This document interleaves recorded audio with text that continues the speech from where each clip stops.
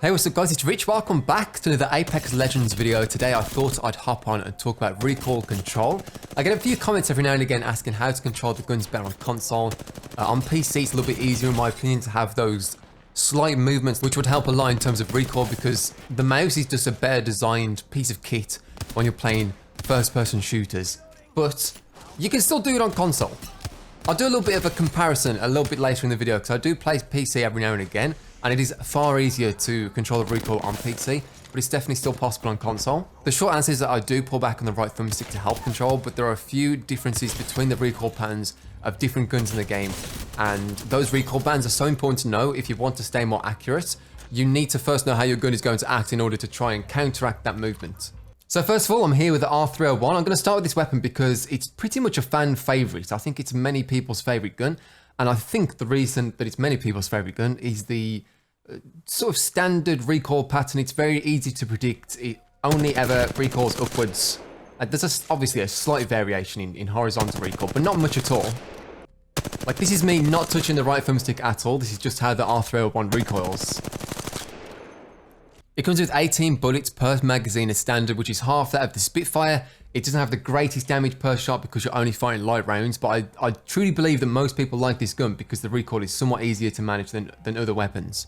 Most of your shots at this range are going to be on the target. There's only a few at the end that were above the right shoulder there. But if you do try and control that recoil, these are the results that you can get.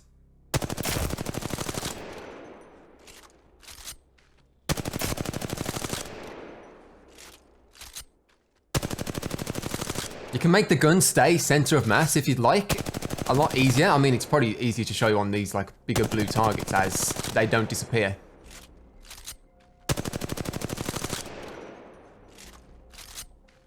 If you had to choose between vertical and horizontal recoil, obviously you choose vertical all the time because it's just the nature of the shape of the human body. If you start center mass, you've got far more to go upwards than you do sideways in terms of recoil. If you start there and the gun recoils all the way up here, you've landed every single shot. If you go the same distance to the right or the left, you're missing half your bullets. So it's always good to have a gun that recoils mainly upwards.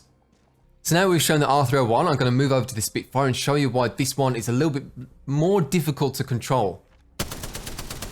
I'm not holding the thumbstick at all. Obviously there's a lot of vertical recoil there, but there was also a lot of horizontal recoil as well.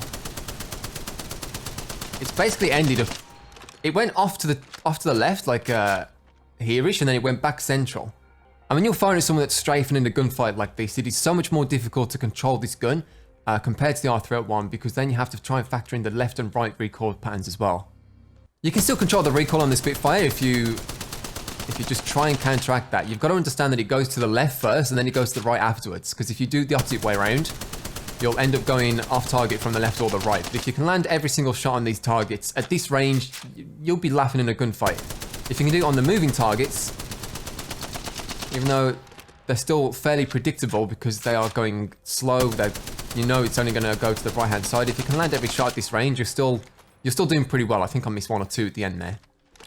The good part about landing shots in this game is obviously you're dealing damage as you're landing shots, but it also makes your next shot a little bit easier to land because as you're damaging your opponent, it also makes them less agile, they can't move as quickly, and of course, a target that has hindered movement is obviously going to be easier to hit.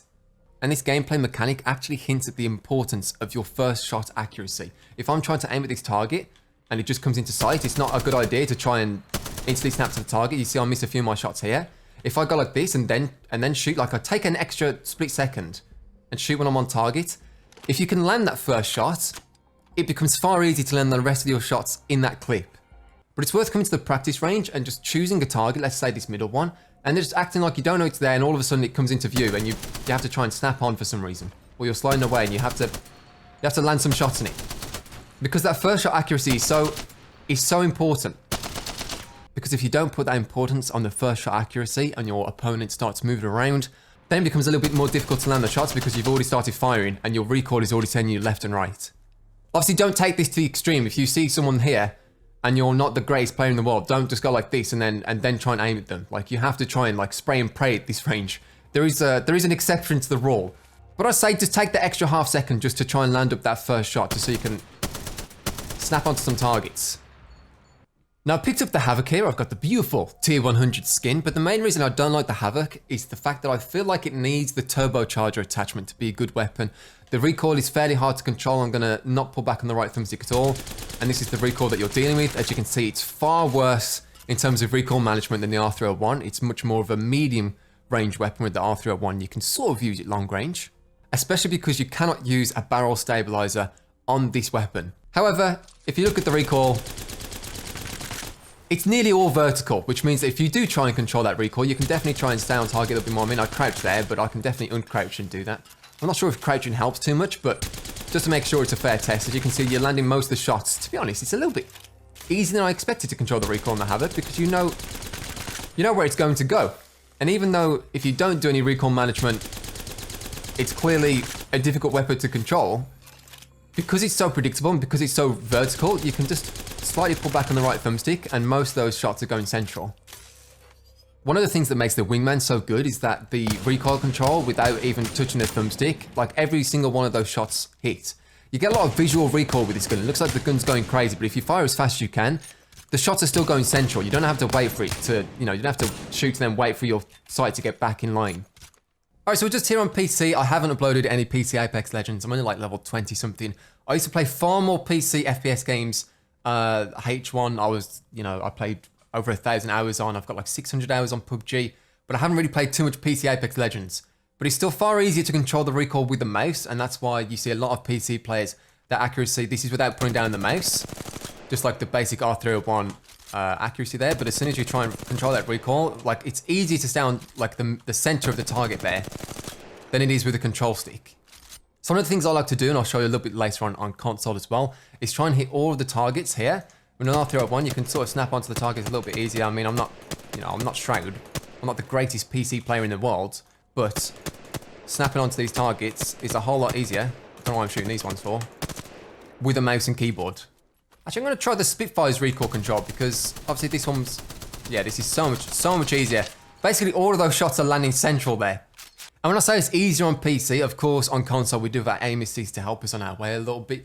But I just mean that in terms of like fluid movement, everyone knows that the mouse is just far easier to control than the controller would be.